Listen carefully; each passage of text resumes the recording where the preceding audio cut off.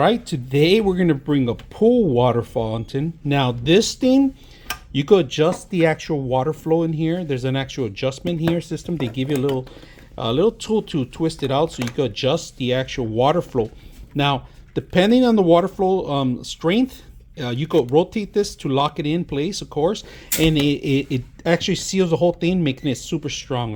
All right, so mistakenly I was wrong about the top and the bottom. So this is how it's supposed to go. Right, you have this system here to lock in the water and release the water, and this is pretty much the whole system how it is. Now this one has a ball head, so you can actually move it up and down. It rotates, so it's very simple to actually move up and down. We're gonna set it up right now, and this is the last part of it. Now the thing I like about it is this goes into your pool area, but this one, in case you twist it too much or it's not enough, you could always have it fixed and tie this part up. Right now they do give you an extra one here that you could set up in here to lock it in place in case you need additional connections. But this is pretty much how we're gonna set it up right now. Let's go do that.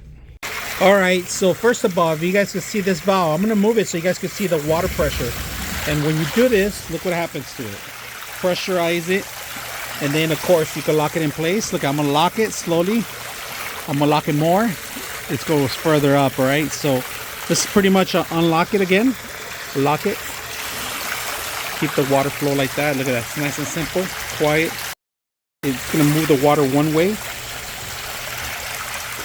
That's pretty much it.